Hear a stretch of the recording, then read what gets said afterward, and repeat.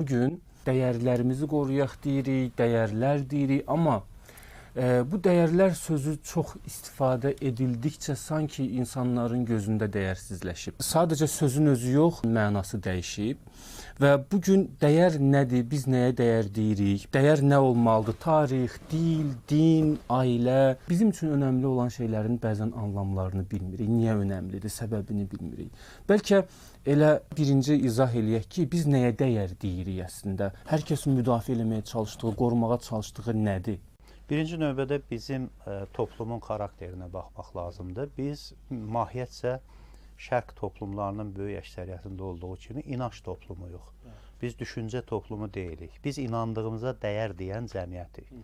Amma bizim inandığımız hələ dəyərdirmi? Bu sualı birinci cavablandırmalıyıq. Ona görə bu söz mahiyyətcə anlaşılmadan tez-tez cəmiyyətdə sui-istifadə olunur. Hətta bu yaxınlarda siz bəzi müzakirələrdə də gördünüz. Məsələn, bir film üzərindən məqsədi haqqında danışanda milli mənəvi dəyərimiz kateqoriyasında göstərilir. Amma cəmiyyətə sual versən ki, sənin milli mənəvi dəyərin məqsədidir, yoxsa 20 yaşında məktəb direktoru olmuş Məryəm xanımdır, yaxud da Əhməd Zavadın xanımı böyük bir istirapların üzərindən qalib çıxmış Şüriyə xanımdır, ya Mirzə Cəlilin xanımı Həmidə xanımdır, məktəb açmış, müəyyən addımlar atmış, maarifçilik işi görmüş.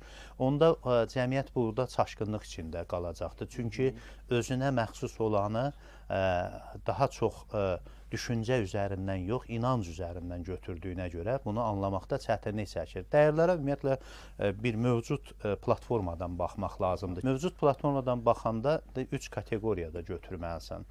Birinci, ölən dəyərlər. İkinci, sənin dəyişən dəyərlərin, bir də yaşayan dəyərlərin.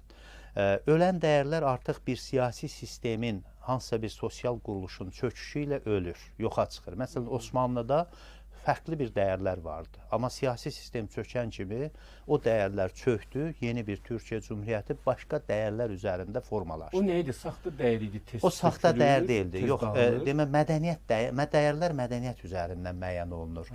Osmanlıda əgər toplumun böyük əksəriyyəti yazı pozu bilməyən bir cəmiyyətdirsə, o mədəniyyətə dayanmayan bir dəyərdir və onu yaşatmağın da artıq yeni dövrdə perspektivi olmur. Romada quldarlıq quruluşu olsun, respublika dönəmi olsun, demokratiya dönəmi olsun.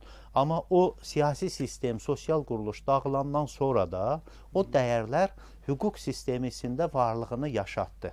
Və yaşatdığına görə də mədəniyyət olaraq dəyər yaşaya bilər.